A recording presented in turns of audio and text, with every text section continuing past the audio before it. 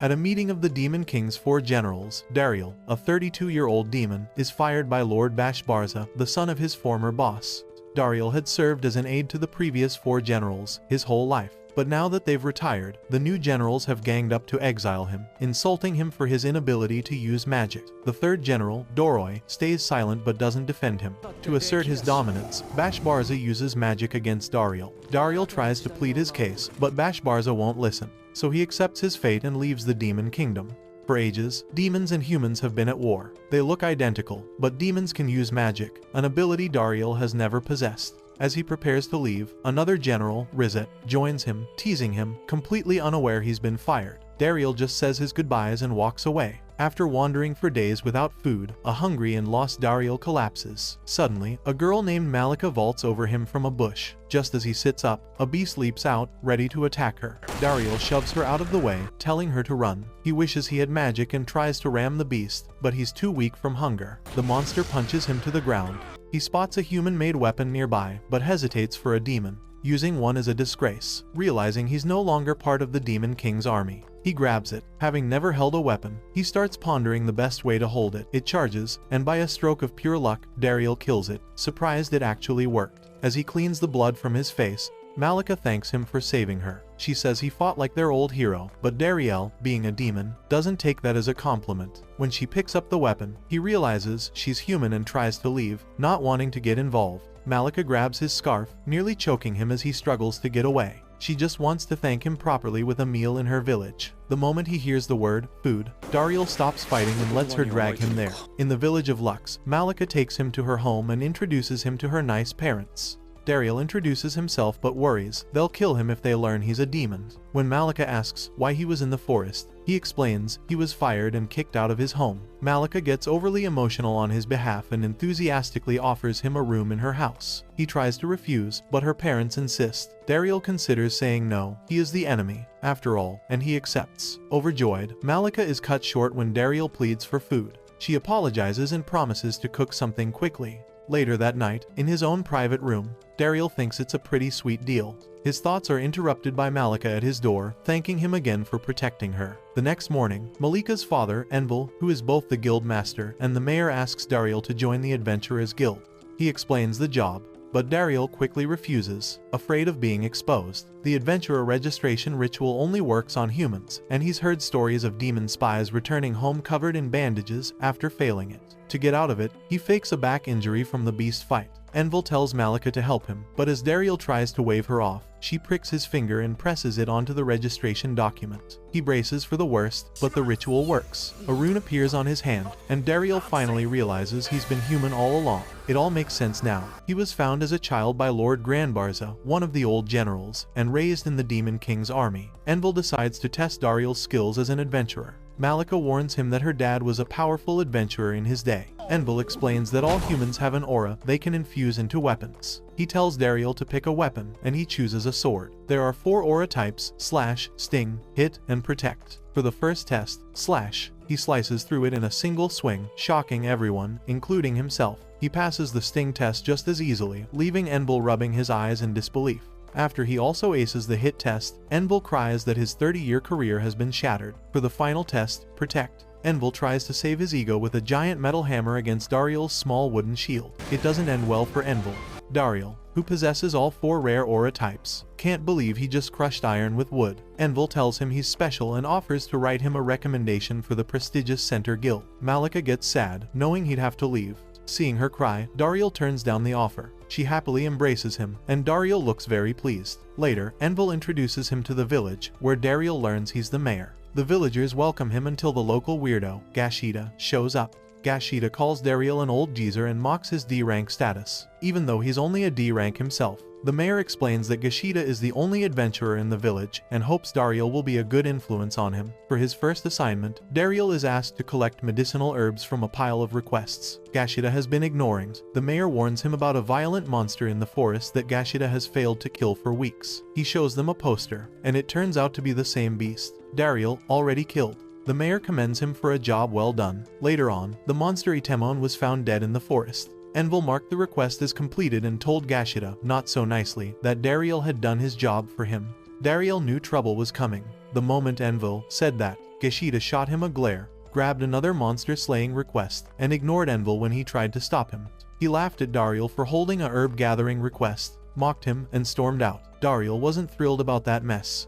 Before he left, Envil gave him a D rank for taking down the Atemoan. Malikica said she was going with him. He turned her down, so she cheerfully offered to show him around since he was new. On the way to the forest, Dariel told her she didn't need to help, and reminded her the forest was dangerous, hence why people hire adventurers. She explained that villagers go in too. They just hire adventurers to go deeper or to riskier spots or when they're too lazy to go themselves. That made Dariel wonder if being an adventurer was basically doing odd jobs. When they reached a cliff, he worried about Malikica climbing it, but she scaled it easily and said she sometimes helps villagers pick herbs. Dariel remembered seeing her jump before. Malikica asked to hold hands so they wouldn't get separated. Dariel was confused and asked if there was another way. She suggested they could hug. He declined. Somehow, they ended up holding hands anyway. They reached the spot and started picking herbs. Dariel grabbed a few wrong ones, so she showed him the right ones and gave him some tips. Then, she left him to it. He was stunned when she lifted a tree trunk like it was nothing, then pointed out deer tracks, though he couldn't see them. She decided they should hunt it for dinner.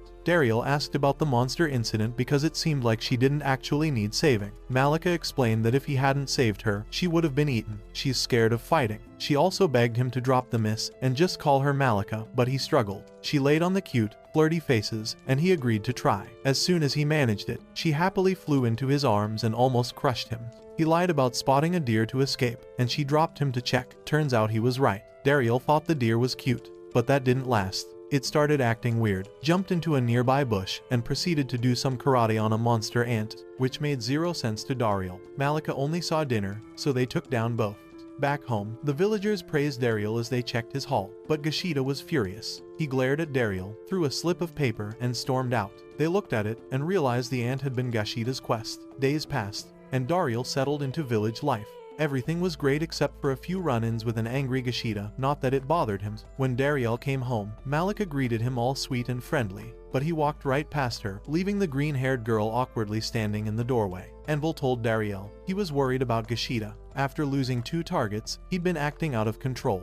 Dariel felt a little bad, but Malikica assured him he didn't do anything wrong. Envil showed them a new request, a blaze death scythe way more dangerous than the monkey-type monster. It was actually meant for C rank and above in the next town. Lux only got the notice so they'd be on guard if it moved, but Gashida saw the request and jumped on it. Dariel was worried. Gashida was only D rank. Envil said not to worry, the guild in charge had it trapped in a magic circle. Malikica noted it would still cause problems for the mayor if an adventurer from their town invaded another guild's territory. Envil had been relaxed, but now he looked uneasy, so Dariel offered to bring Gashida back. Malikica wanted to go, but he refused. She prepped some medicinal herbs, handed them to him, and went to see him off. On the road, Dariel looked uneasy. When birds suddenly scattered nearby, he sprinted over. He reached the area and was shocked to see a bunch of smashed trees close to Lux. Clearly the monster had broken free. He turned and saw Gashida running straight at him, screaming, with the blaze death scythe right behind him. Dariel braced to fight, but the monster ignored him and kept chasing Gashida. Noticing that, Dariel followed. Gashida stopped to fire an arrow, but it didn't even scratch the thing. It almost hit Gashida for lunch when Dariel, blazing with a blinding aura, slashed down from above. That only enraged the monster. It swung at Dariel. He blocked with a shield, but it shattered his shield and sword. Dariel grabbed a broken blade shard and channeled both impact and sting auras into it. He hurled it into the monster's mouth, and it exploded from the inside, killing it. Gashida just stared in shock. The blaze death scythe's venom had scared him earlier, so he thought he might die, but Dariel gave him an antivenom from Malikica and treated the wound with herbs. Gashida asked how he knew what to use. Dariel said he learned from doing all those herb gathering requests. After patching him up and giving a heartfelt pep talk, Dariel made Gashida break down in tears. The next morning, Malikica cooked a feast for Dariel. Gashida showed up to greet him, and everyone was stunned when he called Dariel Big Bro. Trying to look cool, he quoted a line from Dariel's pep talk. He promised to get stronger, fast, and work under Dariel. As Malikica bickered with him and tried to send him home, Dariel thought about getting fired and wondered how the 4 generals were doing. They weren't doing great. Lady Zebantes was wrapped head to toe in bandages, while Bashbarza scolded her for getting wrecked by the hero's party. Zebantes made excuses and blamed the new assistant for feeding her bad intel. So Bashbarza fired the poor guy as they all complained about his incompetence. Turns out, they've fired a lot of people since Dariel. The 4th general, Doroi, finally spoke up and suggested they bring Dariel back. Bashbarza didn't like that. Dariel praised Dariel and pointed out how smoothly things ran when he was around. He even took care of their health and was so sweet to her. As soon as she finished, Bashbarza flared up in flames and snapped that they were never to mention bringing Dariel back again. Back at home, Dariel kept sneezing so much that Malikica thought he was catching a cold, probably because they were saying his name so much elsewhere. While Gashida and Malikica bickered over him, Dariel thought about his new life and felt pretty good about it. He even hoped the 4 generals were doing okay. Gashida started tagging, along with Dariel, on his herb gathering trips. His constant rambling and pestering were a bit much, and something else still bothered Dariel. Malikica's death hugs. Every time he came home, she squeezed him so hard it actually hurt. Aside from all that, Dariel thought life in the village was pretty good, but something about the place nagged at him. That night, he asked Envil about all the empty houses. Envil asked Malikica to bring a map, but she didn't answer, so Dariel went to check on her. He found her curled up in a corner, upset about hugging him so hard that he got injured. Dariel gently told her not to worry. Envil showed him the map and explained why the village had become a ghost town. Just outside the village was a Mithril mine.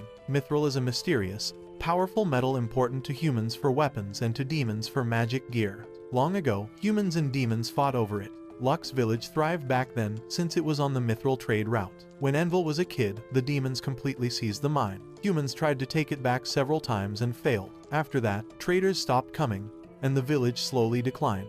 That night in bed, Dariel thought about the mine and decided to visit his old workplace. The next morning, Dariel headed to the mine. From a distance, he wondered if everyone he'd left behind was okay.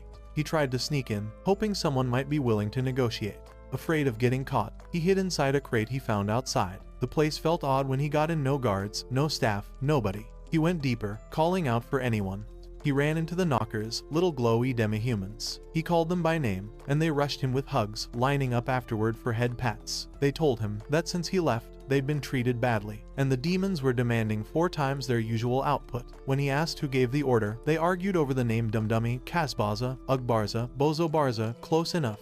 Dariel realized they meant Bashbarza and wondered if they'd done anything to anger him. The knockers got emotional, remembering how good things were when Dariel was in charge, and how he actually called them by name.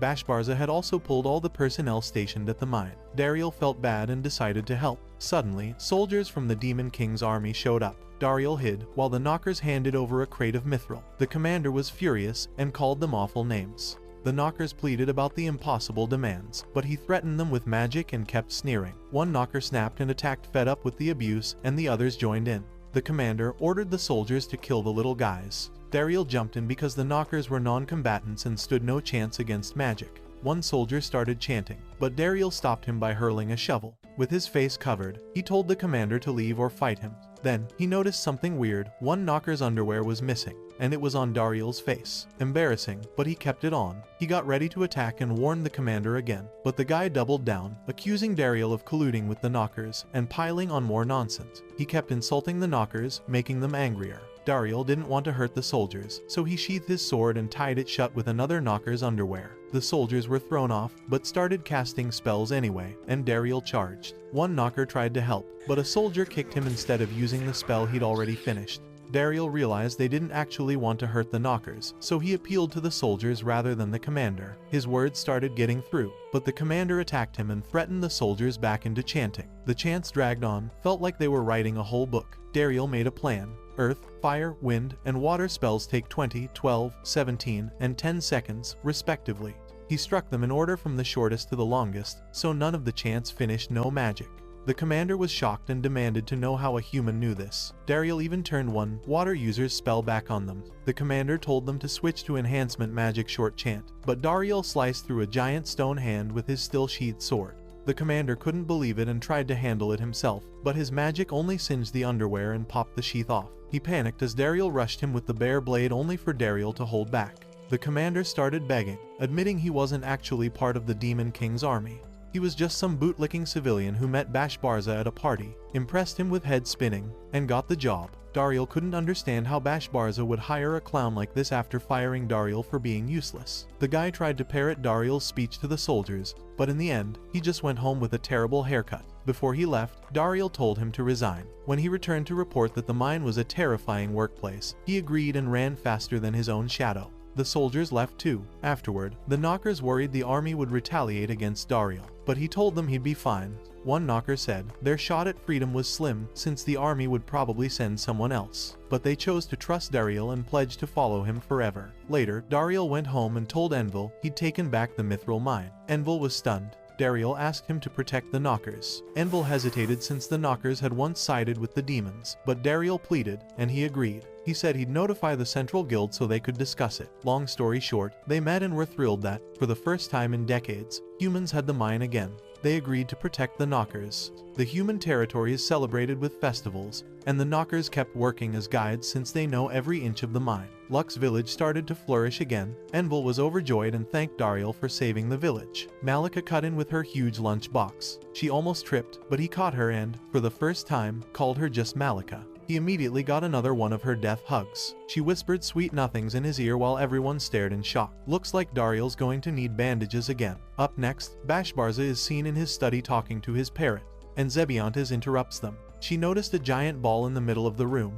He explained that he was using Mithril to research some new mega bomb magic. He then showed her a demonstration and informed her that he intended to reign as the greatest general. Zebantes pointed out that he needed a lot of Mithril for the project, and he told her not to worry since he was working the knockers double and tormenting them because the mine reminded him of Dariel. She informed him that the mine belonged to humans now. The news shocked Bashbarza, but not as much as when he heard that the Demon King wanted to see him about the issue. Bashbarza went to see the Demon King, Porty, who looked more like a cute kid. The Demon King rambled on and on about how he loved festivals and women wearing Mithril accessories. He had previously asked Bashbarza to quit making Mithril bombs and allocate them to accessories. Bashbarza told him that he allotted it in portions to both the bomb and accessories. The Demon King informed him that the accessory thing was just an indirect way to make him stop trying to build a bomb. He didn't want to be direct and hurt Bashbarza's pride.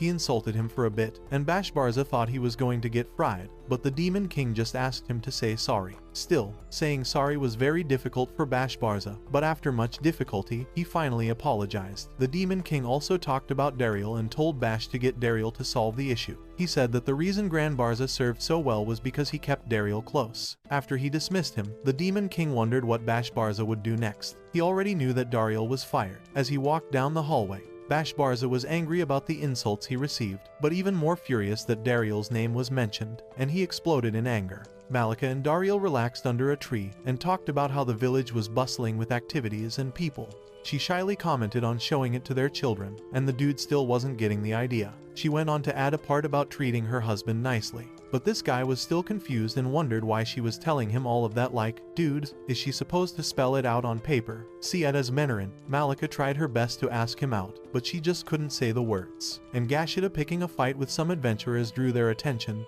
so Dariel excused himself, and Malikica told him to come home early. Dariel walked over to the gathering and kept thinking about what she wanted to tell him. Dariel arrived in time to stop Gashida from throwing his fist, and the man he was arguing with brandished his B-ranked rune and introduced himself as Fitbitten, the leader of the adventurers group from Campbell Town. Fitbitten was polite until he saw Dariel's D-ranked rune and started using a condescending tone, but Dariel kept his cool while trying to calm Gashida down. He announced that they'd be taking over the work at the Mithril mine and told him to put Gashida on a leash. Dariel was fed up and decided to clap back. It turns out, Fitbitten and his crew were the same adventurers that messed up the Blaze Death Scythe jobs. He told them that Gashida didn't need a leash because he was the one who first spotted the monster after they let it escape. As he finished and tried to leave, Gashida ended up making things worse by taunting Fitbitten. He was shocked when he heard that Dariel was the one who killed it. Dariel was all awkward about it, but the people who gathered around them were astounded and started hailing him. Fitbitten was not happy about this. During the feast that night, Gashida told Malikica about Fitbitten, and she was not ready to end him.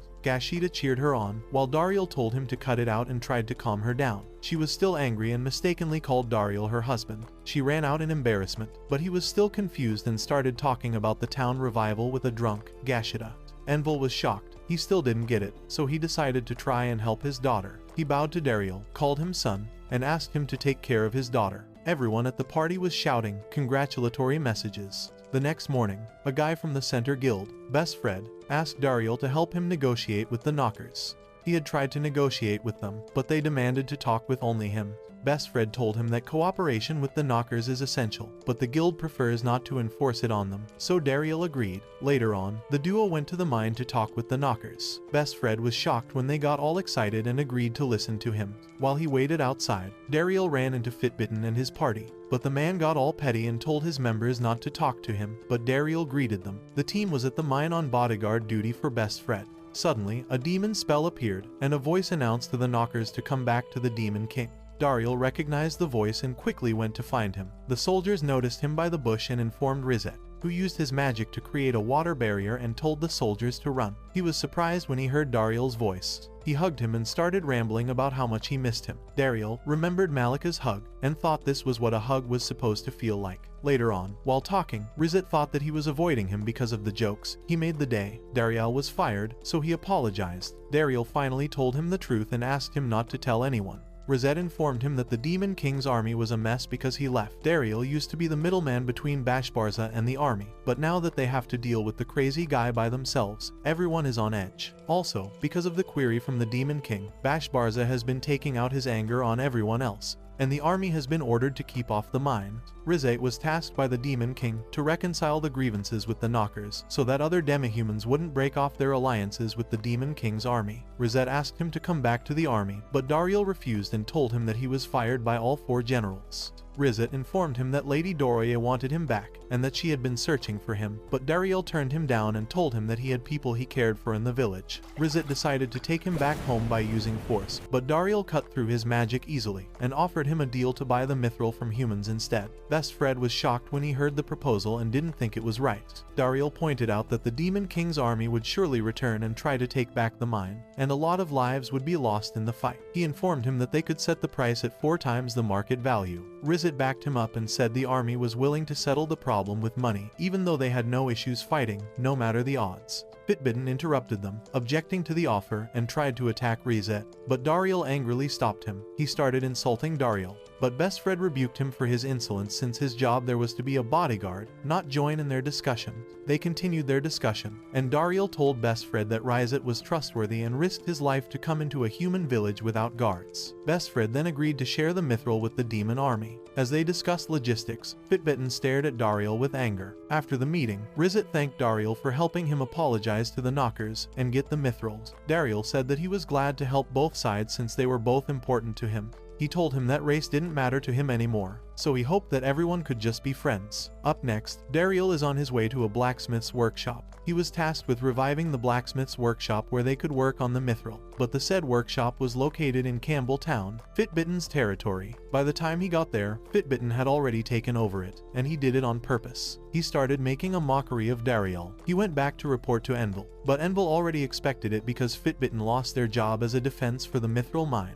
Dariel felt bad, as he thought they lost their job because of him. Malikica interrupted his thought as she rushed to hold him and almost crushed him. She told him that a strange old man touched her chest. Dariel went red and wished the man 10,000 deaths. When he got to the scene, the old man was covered in red and facing down. Dariel thought he was actually dead but quickly realized that the guy was just covered in tomatoes. It looked like she had already handled him, though. The man got up and dismissed the issue, wondering what the fuss was all about. Malikica was red with anger, a little more, and she'd blow up. Dariel pointed out that he went too far with his comment.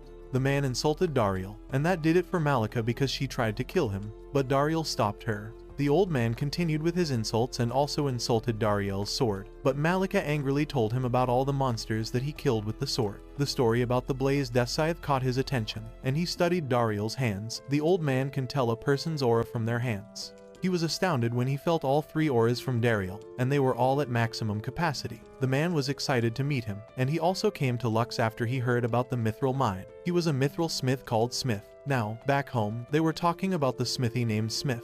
Malikica thought he was phony, especially with a name like Smith, and the man was sitting right in front of them. When Envil walked in, Dariel asked if he knew any Mithril smith named Mr. Smith. Envil made a joke about it being a tongue twister. Smith showed his license and informed them that the Center Guild sent him.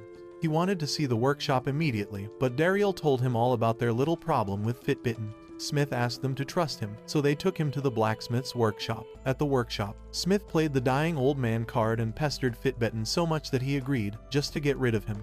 Inside the workshop, Smith got all excited as he touched the Mithril. Fitbitten's Smiths were not having any luck handling the Mithril. Smith explained to them all about the Mithril and told them that each one has a different pressure point that needs to be figured out, or it would end up failing to form any good weapons. And he even held a little demonstration. Smith finished the first weapon and handed it over to Dariel for testing, and he was very impressed with the lightness. Dariel poured his aura into it, and it felt awesome. Next, he cut a tree without any difficulty. Fitbitten interrupted them and apologized to Smith for being rude to him earlier and asked him to teach them, but Smith was having the last laugh and refused. Dariel turned around and saw Fitbitten glaring at him. On their way back, Smith took back the sword. He said it was not a good match for Dariel. Smith's dream was to make a weapon with mithril that transcended shapes, and now, after meeting Dariel, he has an idea of what to make. Since they fell out with Fitbitten, Smith stole a few mithril from their workshop, and for his own workspace, he got a magical furnace from the black market and set it up at the mayor's house. Now, they just need a demon to start the furnace.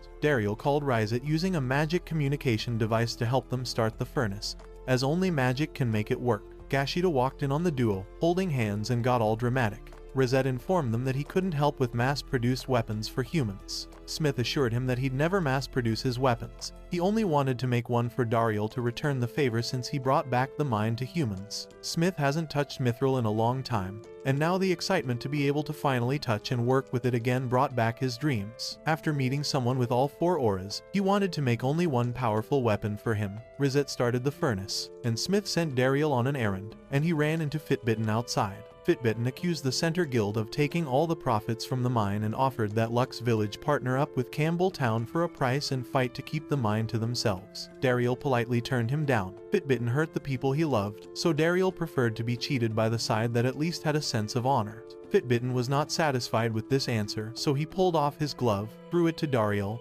and asked him to pick it up. Dariel, confused, did as he was instructed, and Fitbitten informed him that he would be waiting at the village square the following morning. At home, Dariel finally realized that it was a challenge to a duel, which he accepted without knowing. Envil was worried about the duel ending with a death. The rule of dueling is that it is not a crime to kill, so he felt that Fitbitten may be aiming for that. They suggested he drop out, but that would mean giving up the mine. Gashida shouts at them that the mine is not important.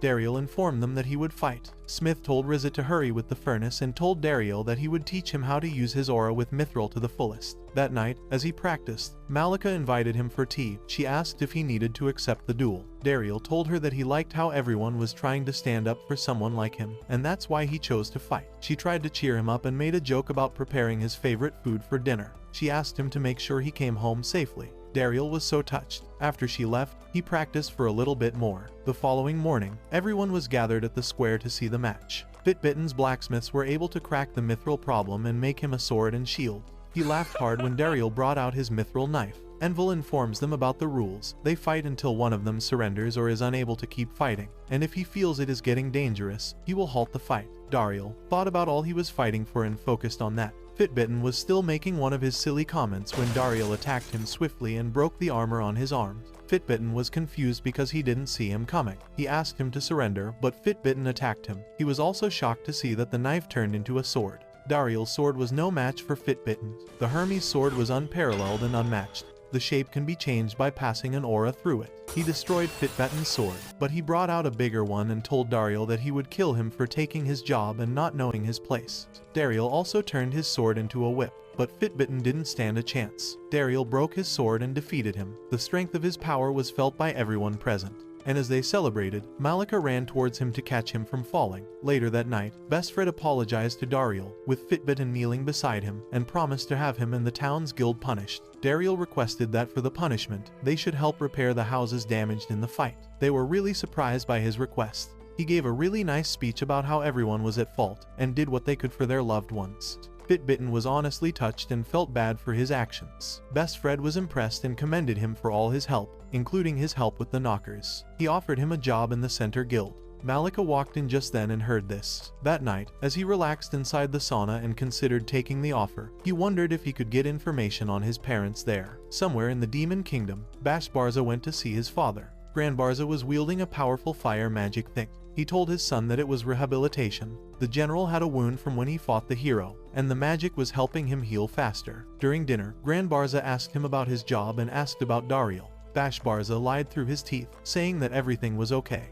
Barza recounted that when he tried to retire, everyone objected to it since he was the strongest of the fold, and with 4 young generals, the army complained, but Dariel stepped in and convinced them to let the young generals lead, promising that he would assist them.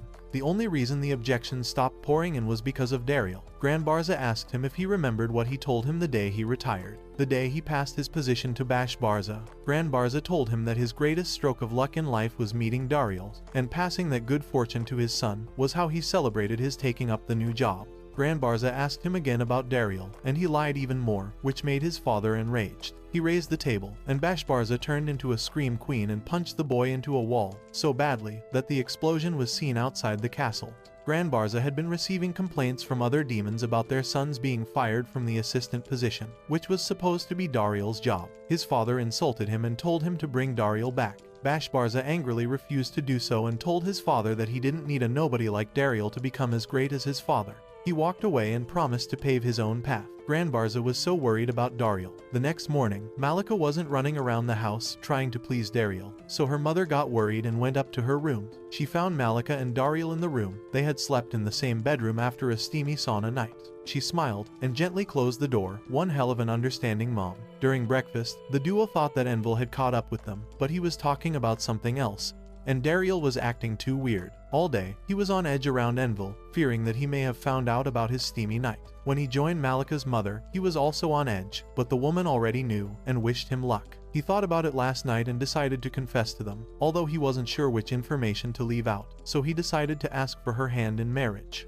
Enro came with an axe and told him that they needed to talk. Inside his study, Dariel felt that Enro must have found out about them and decided to confess. The two men bared their minds at the same time, but fortunately, her father didn't hear what he said. Enro had offered him the mayor's position. He tried to turn it down, but Enro convinced him, and he accepted the job. Malikica listened to them from a corner, and to her surprise, he asked her father for her hand in marriage. He also asked Malikica to marry him, and in tears, she ran into his arms. You can guess what happened next. Only this time, he was able to come out of it, thanks to his sting aura. The duo promised to be happy together, but Malikica announced that there was a third member, wow, a third person in one night. Dariel married Malikica and became the mayor of Lux Village, and the scene jumps to 1 year later. Lux Village has grown bigger, the processing of Mithril is flourishing, and the village is prospering more than ever. The smith named Mr. Smith had passed away. Dariel and Malikica welcomed their son, Gran, named after Barza, who was like a father to Dariel.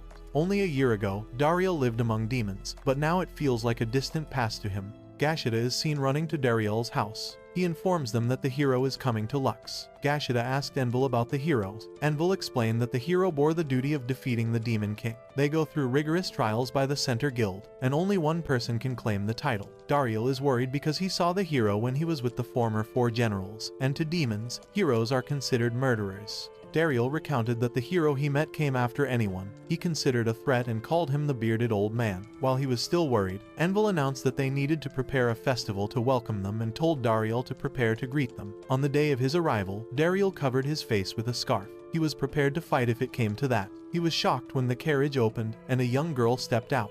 The hero, Lady, introduced herself and thanked them for having her. Her party also introduced themselves, Sesha, a spearman, and Sadom, the shield. Dariel introduced himself but looked at her weirdly, and she noticed it. He told her that it took him by surprise that the hero was a young lady. She found the comment a bit off-putting. She said that the old hero fought a demon general and sustained grave injuries. He is now retired. Lady angrily asked if he judges people based on their age and gender. He quickly apologized and hid behind Gashida. As they walked to the lodge, Sadome looked around excitedly and mentioned something about defeating the Demon King. Dariel turned, and Lady told him that she was talking about mithril weapons. She requested they make one for her, and he realized that must be what they were after. Lady turned around to reprimand Sadome, to make it seem like that was not just what they came for. Dariel checked out what she was doing and saw instructions on her palm, and he read them. Speak with dignity, say the opposite of whatever Sadom says, and assert dominance from the beginning. Dariel realized the hero was using cheat notes and found her very strange. At the house, Malikica welcomed them. Gran wouldn't shut up, but he stopped crying once he saw Lady. She offered to hold the boy, and it seemed like she liked children. She was so eager and asked Dariel to hand the baby to her. He was thinking how proud he felt that a hero was holding his son. Dariel looked at him and asserted that Gran was really his son. The next morning, everyone had an early morning except for the hero. They had to go knock on her door to wake her up. She looked a bit rough and was still sleeping, but immediately, Satame reminded her where she was, and Lady ran back in to fix herself up. Later on, she informed Dariel that she had 2 objectives for coming to the village, and one of them was to show Mithril weapons. She was hoping he could show them. Later on, he took them to the forge, showed them around, and let them try out the weapons. He introduced them to Sakai, who used to be Smith's apprentice. Sakai thought that Sesha was the hero, but Dariel corrected him. He also warned Lady that Sekai was a little bit touchy-feely, like his master. Sekai felt her hands discern her aura before she could protest. He let her hands go, but she was surprised by her skill.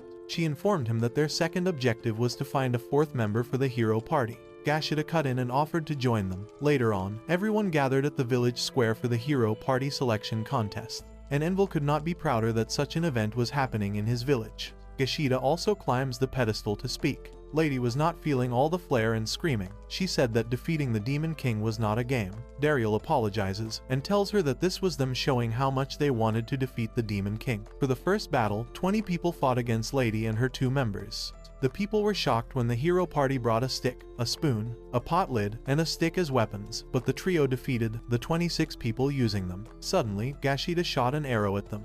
In the last year, Gashida's power has grown tremendously. Lady charged towards him, dodging all his attacks. She tried to use a very powerful skill on him, but Dariel intervened. Gashida went to meet Dariel, and as usual, he got too emotional about losing, but Dariel was very proud of him because of how far he had come, and that he was now a B-ranked adventurer. Lady interrupted them and challenged Dariel to a fight.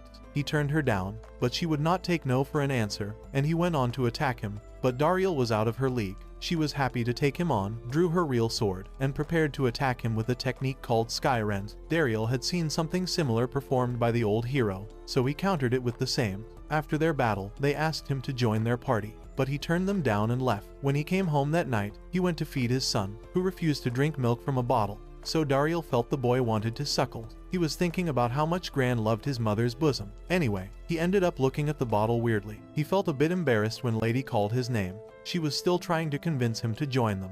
Dariel showed her a painting on the wall and said he made a promise to hang a new one every year, and that is why he can't leave home. She asked him what else was stopping him, and he listed all his chores. She couldn't believe he'd pick chores over defeating the Demon King. The duo continued to discuss, but Lady got angry, and her team tried to calm her down. She stormed out and promised him that she would never give up. As Dariel played with his son, he remembered Lady Doroi. She once told him that the reason she fought was to protect the smiles on the faces of their people. Dariel knew that he could never turn his sword on the Demon King's army. They were also his family. Malikica interrupted his thoughts and asked him to join her for dinner. The next morning, as Dariel left home, Satome and Lady decided to tail him.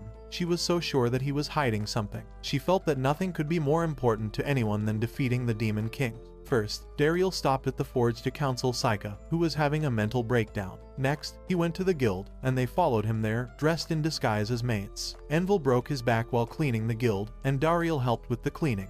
Next, he went to fix fences. Then, on the way, a villager thanked him for hunting the monster on the highway. Then, he went to the market where people gave him gifts, and he went to feed the street cats. It went on and on by nightfall. The girls were tired, and then they watched him walk home with his wife and son. Later that night, Satome told her that everyone has a different scale for measuring what is important to them, and for Dariel, it was his town and family. Lady realized that was what Dariel believed to be important, and for her, it was defeating the Demon King. Later that night, when they were alone, she informed him that he had the exact same abilities as her master, and asked him where he learned them from. He awkwardly told her that he just copied exactly what she did, but she wasn't buying it because it was different from hers. Most people possess aura throwing skills, but there is only one person who possesses the sky rend that Dariel used, and it was Alonso, the previous hero, and that skill was renamed the Fearsome Emperor's Sky Rend. Dariel did not realize that the skill was so special because, on the battlefield, Alonso fired it a lot like it was nothing, so he thought it was a minor skill. Dariel told her that he had no idea what it was. She was shocked, and this made her suspicious because he didn't know basic things that other humans were aware of, and his skill was up to par with Alonso. She attacked him and tried to force him to work with her. Dariel explains to her that the demon army only fights when the hero tries to attack the Demon King. So if the hero doesn't attack, then there will be no fighting at all. She told him that the demon army turned the previous hero into what he had become. she remembered what he told her. A long time ago, Alansil was the newly appointed hero. He lived happily with his wife and son. However, one day he came back home and lost everything. His wife had been killed, so he went after Rizette, a former member of the Four Generals, and killed him, but he never found his son, not even the corpse. Alansil entrusted her with the fight and told her to never let anyone else feel what he felt. They continued to discuss, and Dariel told her about the demon soldiers in the mine who didn't want to hurt non-combatants and also about Rizette. He said that everyone was just trying to protect what they loved, and he didn't want a war because he had family on both sides. His speech touched her, and she asked him to be her teacher. Dariel thought about it for a while and felt he needed to keep her close, so that he could keep an eye on her, so he accepted his plan to find a way to stop the war. At the Council of the Four Generals, Doroy was feeling sad. She was still looking for Dariel. She pointed out that the Demon King's army was a mess. Bashbarza had disappeared, and Zebantes never joined them anymore. Zebantes has been looking for Dariel without telling anyone, and without his knowledge, she had been keeping an eye on Rizette until he finally led her to Dariel's house. Inside the house, Rizette and Dariel talked about who Gran looked like, and Rizette played with little Gran. He asked Dariel about the hero party. Dariel told him that they went to a neighboring town for shopping. Next, Dariel noticed Rizette's new medal and they talked about the new promotion he got that put him in the same rank as the Four Generals because he solved the Mithril problem. Rizette told him that he couldn't have gotten the position without him. The duo continued to discuss, and just then, Zebantes appeared. She was so pleased that she finally caught them. Rizette looked terrified of her. Zebantes used Rizette as a chair while she watched Gran sleep. She reprimanded him for keeping Dariel's whereabouts a secret when he knew that Dorier was running crazy looking for him. Malikica came back home all smiles as usual, and went inside to get them drinks. Zebantes started taunting Dariel, and unfortunately for her, Malikica came out just in time to hear her insult him. Dariel started trying to calm her down. Malikica opened a wine bottle, and the cork almost hit Zebantes. With a stern voice, she pointed to a chair and told her to use it. Zebantes was already shaking in fear. When everyone settled down, Dariel asked why she came. Zebantes explained that she wanted to solve the Mithril problem, but Rizette was keeping everything about it a secret, so she hid with wind magic and followed him. Rizette apologized to Dariel for blowing his cover. It wasn't his fault, though. Zebantes is a great mage of the wind, so her cover was pretty tight. She commanded Dariel to give her all the Mithril in his possession, but he turned her down.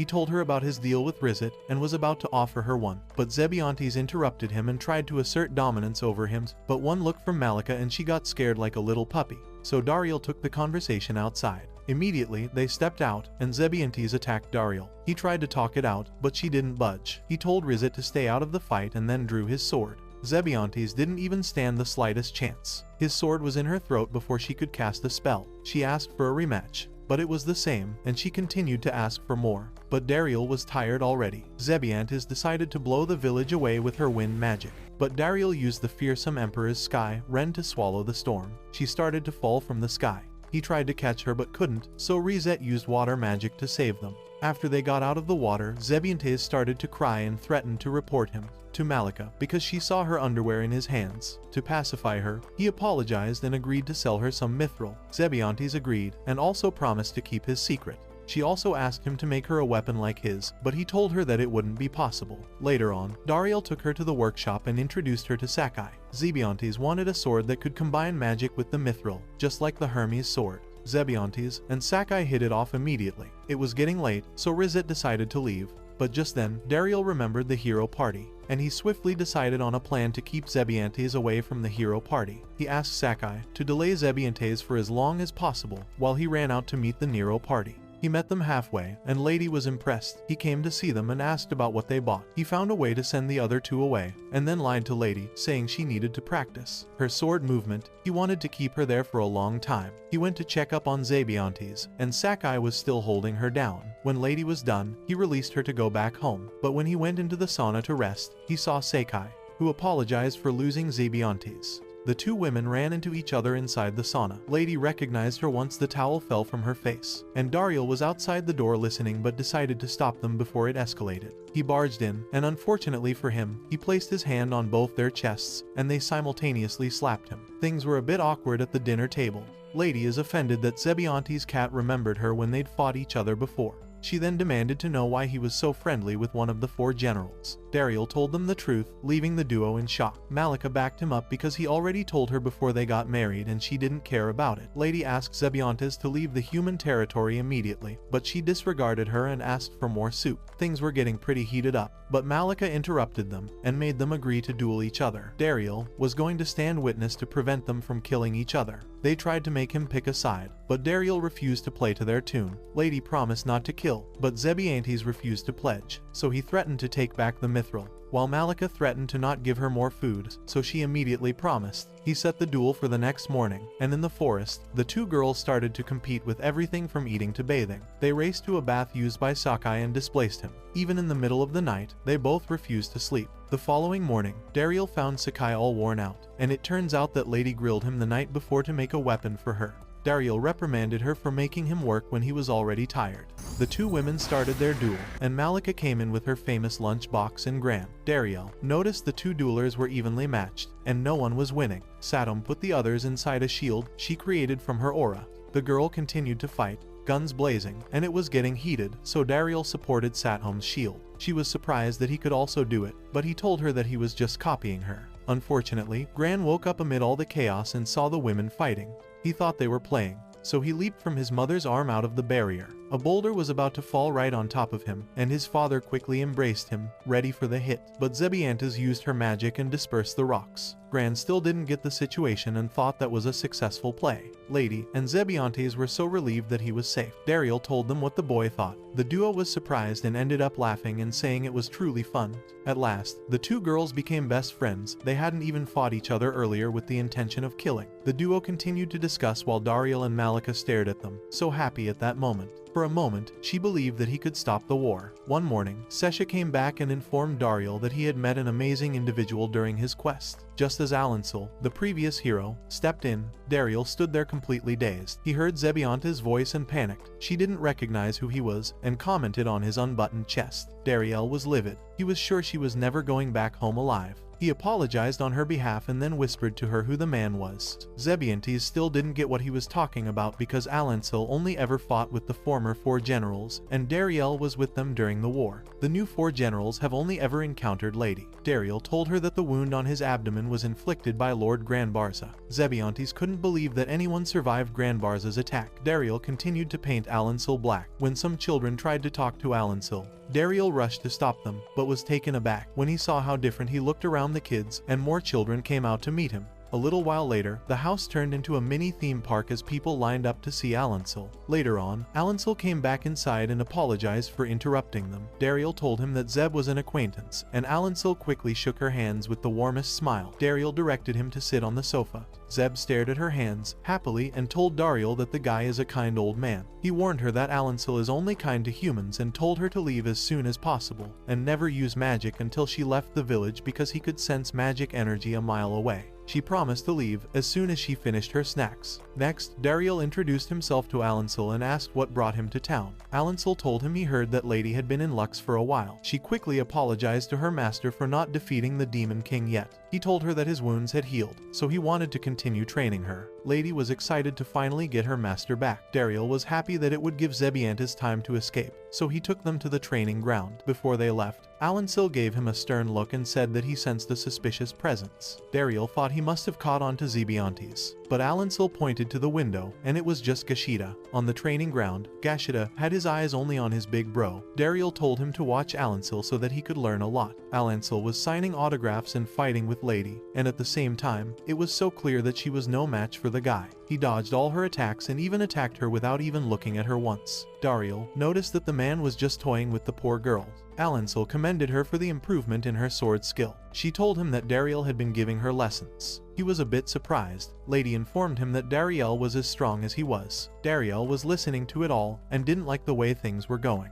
Alansel never felt Dariel's power, but now he figured that the guy was powerful enough to hide his power. He challenged Dariel to spar with him. He turned him down, so the people started murmuring that Dariel would never match up to the hero. Gashida was not taking the comments lightly and tried to defend him. Dariel decided to accept, but once he was in front of the hero, he became a little intimidated. He quickly shifted everyone's focus to lunch, and he looked so relieved when it worked. Later on, they sat under a tree to have lunch. Alansel tried the food and really liked it. They continued to talk about the food, so Alansil reminisced about his family. Dariel remembered what Lady told him about the man's family, and, for a brief moment, thought about his own family. Dariel switched the topic and talked about dinner, somewhere else. Zebantes was watching them, and she was convinced that Alansil wasn't scary. Unfortunately, a white cloth that was spread out to dry, so she temporarily forgot and used her power to catch it. From his end, Alansil sensed it. He threw his sword towards her and pinned her to a wall. He took out his knife and was about to end her, but Dariel intervened, and Zebantes finally saw the monster in Alansil. Dariel told him that no one was allowed to kill in his village. Alansil and Dariel already had an encounter with Alansil, but Barza was there to protect them. Now, he was trying to make him see reason, but the hero was out for blood. The duo attacked each other and Dariel always pulled Zebantes with him. The fight continued. Lady and Gashida came to the scene, but he told them to stay back. After the last attack, Alansil noticed that Dariel had the 4 auras. He even offered Dariel to become the hero so that they could conquer the demons. But Dariel turned him down. He attacked Dariel with the fearsome Emperor's Sky, Rend, and Dariel did the same. But they used another skill together, and Dariel quickly put up a barrier before the explosion. Lady tried to talk to him, but he walked past her, heading towards Dariel. The explosion really battered him, and Alansil couldn't understand why he was trying to protect a demon. Dariel tried to convince him that race didn't matter, but he didn't believe that peace between the 2 races was possible. After a while of talking, Dariel told him that he heard about his family. He said that just the thought of losing his own wife and child is painful. But Zebantes is also precious to him. Alansil couldn't understand why he would feel so strongly about demons, and Dariel told him the truth. He was raised by demons. In the demon territory, Barza was meeting with the Demon King. Now that is what a Demon King is supposed to look like, and he commented that the Demon King's appearance had changed its form once again. The truth was that everyone sees the Demon King differently, depending on their power. Now that Barza was seeing this valiant image of him, it meant that he had gotten stronger. The Demon King told him that he never knows what he looks like to others, but his form is a mirror that reflects back to the person in front of him. Barza asked the Demon King to fire his son, Bashbarza, from the 4 generals. Bashbarza has actually been missing for more than a year and has stopped attending to his duties. The demon army is now being run by Lady Doroya alone.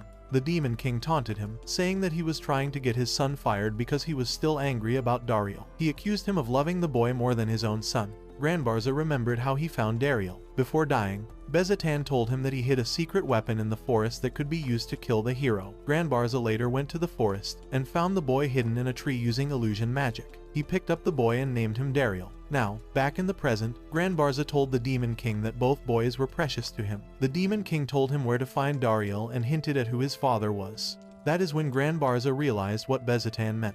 Back in Lux, Dariel told Alansil that Bezetan found him 33 years ago and handed him over to Barza. Alansil thought about everything that happened then, and he realized that Dariel was indeed his son. He walked up to Dariel, embraced him, and told him that he was his biological father. Dariel was shocked and pulled away from him, and Alansil told him about what happened with General Bezetan and added that the 4 auras are always passed down from parent to child. Suddenly, Alansil felt a presence and shot a beam towards it. Barza put up a barrier to protect himself, and after the explosion settled, he joined them. The 2 men, now face to face, tried to fight each other, but Dariel stepped in between them. He pleaded with Alansil to just talk with Barza, and he agreed. Barza informed them that he only found out the truth recently, but he already knew that Dariel was human all along. When Dariel was 5 and couldn't use magic, Barza did a lot of research and concluded that the boy might be a human.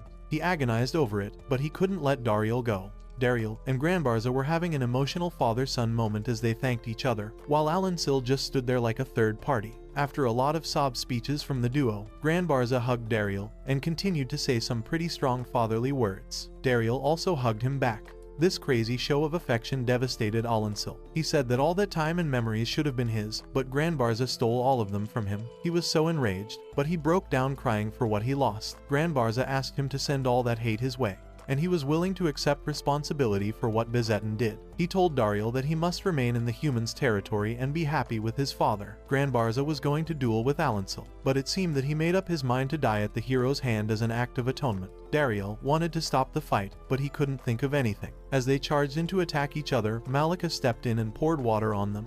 She had been on the sidelines all this time, but she had had enough. She told them not to let their grandson see their ugliness. The 2 men were taken aback. They didn't know that Dariel had a son. She introduced them to Gran. Dariel smiled and knew that this would solve the problem. He told Barza that he should stay alive as that would make him happy. He then told Alancil that since his time as a parent can never be returned, how about making up for the lost time with a grandson? And when he looked at Gran, he saw his own little boy. Lady watched the family and was so touched. Dariel thanked Malikica for stepping in when she did, and he told her that he was glad he married her. This made her so happy that she embraced him a little gentler than usual. In the demon territory, Bashbarza walked into an empty banquet hall. He was shocked, as today was supposed to be his advance party day. He wasn't the greatest of the 4 generals yet, but apparently, he was celebrating it in advance. Dude, seriously. The butler informed him that everyone declined his invitation, and his father filed a petition for him to be fired. Bashbarza could not believe that his father would do that. The butler said that the army was falling apart, and the citizens had lost faith in the Demon King's army. Bashbarza told him that he had a plan to defeat the hero, but the man said he was too late and told him that if only Dariel had stayed, then things may not have gone this far. Bashbarza shouted at the servers to get him wine, but they had none. Since Dariel left, Bashbarza ignored his finances. The chef mentioned Dariel once again and continued to talk about him, but Bashbarza was already fed up. Suddenly, he cast a spell, and it blew up the mansion. He stepped out of the fire and promised to make everyone pay for insulting him. The book in his hands glowed, and his right eye also glowed. He made up his mind that Dariel had to die. Bashbarza now looked so monstrous and filled with hate. Back in Luck's village, the 2 grandpas were having a good time playing with their grandson, and Dariel looked at them so pleased. The 2 men bickered over the little boy. Barza was so proud and boasted about the child bearing a part of his name. Alancil wanted to change the boy's name to Alan Barza, but that would make the boy take up the Barza lineage name, and Alancil didn't like the idea. They continued to play and argue about the kid. The magic communication device rang, and it was Rizette on the other line. Garen kept wanting to talk, so Dariel handed the phone over. The grandpas wondered who Rizette was. Gran was saying a lot of gibberish, but Rizette heard beard and thought a bearded man was trying to attack Gran. Rizette playfully asked them to put the bearded man on the phone. Barza took the phone, and Rizette started threatening him. When he finished talking, Barza introduced himself. After he finished threatening Rizette, he crushed the device. During dinner, Envil sat with the 2 men, and he felt intimidated just sitting there. Dariel went to offer them a drink and said, "Father," but he quickly realized that everyone at the table was his father in some way. As he left the table, he was surprised to find out his father-in-law's name.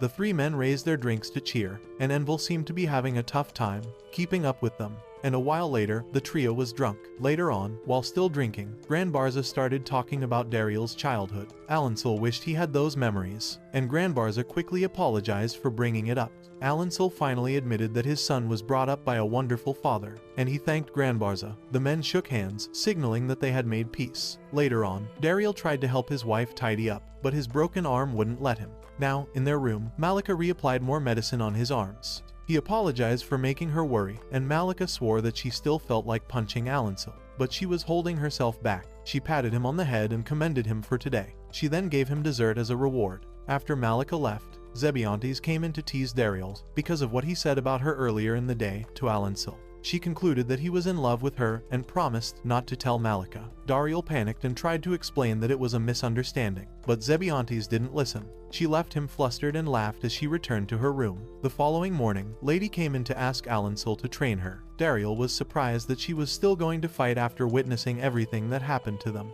She informed him that defeating the Demon King was the hero's duty, so she was still going to fight. Dariel asked what the Demon King meant to the hero, and Alancil recited the textbook reply that has been perpetuated for so long, that the Demon King was the source of all misfortune in the world, and if the hero defeated the Demon King, it will usher in an age of abundance. Alancil said that it was the greed of humans that may have started and kept the war going for this long. The Demon King was said to possess the greatest wisdom and power in the world, so if they defeated him, that power could be stolen. The Center Guild thought, if they could steal that power, then humanity could evolve into a greater race. Since legend says that the Demon King bestowed magic on all demons, that means they can also use his power to give humans magic. Barza told them that he was not sure if that theory would work. Dariel thought about asking the Demon King, but decided it would be too awkward of a topic to ask him. Lady was shocked when Dariel told her that the same legendary Demon King from the story was still alive. Barza told them that the Demon King wanted an immortal. Lady felt intimidated, but she decided to continue fighting because if she stopped, that wouldn't stop the battle.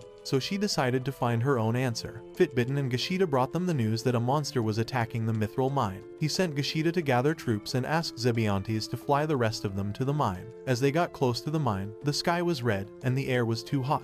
Inside the flames, they saw a giant dragon. Barza told Zebantes to get them on the ground because approaching it from the sky would be too dangerous. When they got to the front gate, a man informed them that the knockers were still inside the mine. Dariel ran inside to go check on the knockers. As he ran towards the mine, Dariel hoped that the knockers were doing alright. Alancel joined him. He wanted to look out for the son he finally reunited with. Once Barza had a close-up look at the monster, the magical flame beast, Salamandra, he felt like he had an idea who was controlling it. Lady instructed them that they needed to bring the dragon to the ground somehow, and the hero party went after the dragon. Zebantes assisted them with her magic, but nothing they did seemed to work on the dragon. It tried to blast them with fire, so Sadom went in with her shield, but the fire was too strong and took out most of her clothing, while Barza used magic to deflect the fire from them. Dariel and Alancel reached the entrance, and Dariel was relieved to know that they were all doing well. He tried to enter, but the dragon quickly blocked the entrance, which meant that they needed to defeat the beast before saving anyone inside, so the duo quickly went up to stop the beast first. They hit it with the fearsome Emperor's Sky Rend at the same time, and the beast dropped from the sky. Dariel stood in front of the beast, and they stared at each other for a while.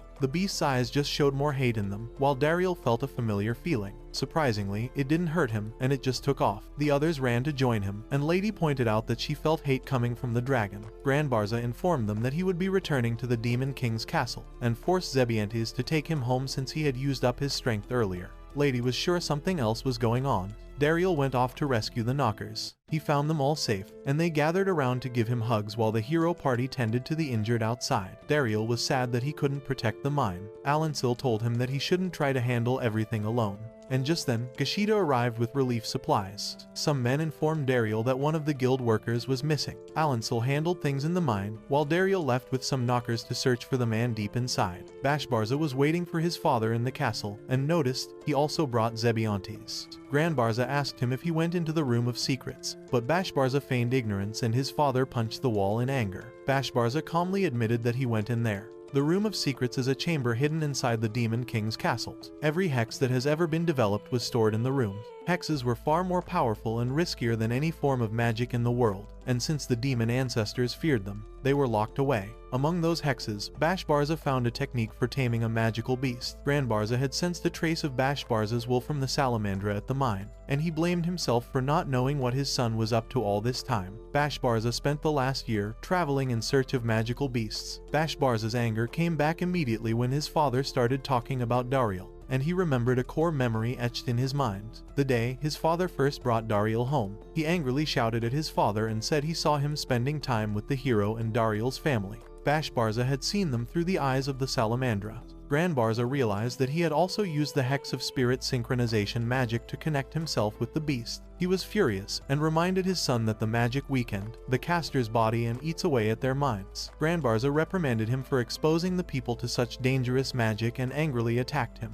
Bashbarza quickly summoned the beast and left. He planned to kill everything Dariel loved, and fortunately for him, they all lived together. Zebantes called out to him to warn him about Alancel. Dariel was making his way deep into the mine when the cave started shaking. They were going to run back, but a deep voice stopped them. A giant totem-like head protruded from the wall and asked if they knew Dariel. Dariel got scared, picked up the knockers, and tried to flee, but the opening in front of them closed. The totem head blamed Dariel for what happened to his old friend Salamandra. Dariel admitted that he was the one and apologized to the head, but he couldn't understand how he was at fault.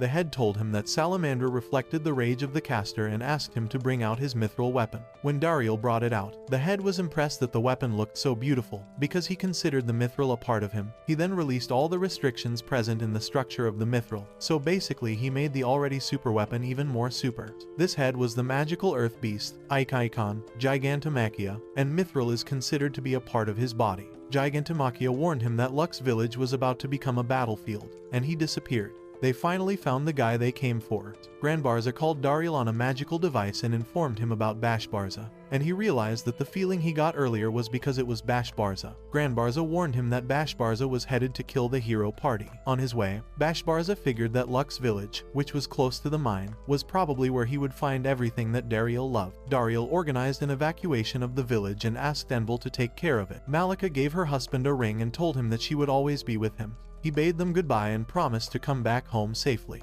Dariel and his team stood at the village gates waiting for Bashbarza to arrive. He finally arrived and greeted Dariel cheerfully like they were friends. Then he lit up the sky with a fireball, saying the place was too dark. Alancil knew that the ball was a technique used by only Barza. He wanted to attack, but Dariel stopped him and asked Bashbarza to calm down and speak with him. Just then, Bashbarza saw the ring on his finger and realized that Dariel was married. He clapped and congratulated him. Bashbarza recalled that when he was a kid, people always helped him out whenever he tripped, but when he became an adult, he learned that it hurt more because nobody would help him. Dariel got angry when he mentioned killing his wife. He remembered that he once promised Barza that he would always help Bashbarza, but now he couldn't do that anymore. He had something more important to protect now. Bashbarza tried to fly to the village, but Dariel held the salamandra with his whip, while Zebantes used her wind to help Dariel drag Bashbarza away from the beast. Dariel asked the team to take care of the monster while he led Bashbarza away from it. He tried to talk to him and apologize for taking the Mithril mine, but Bashbarza never even knew that Dariel was behind the takeover.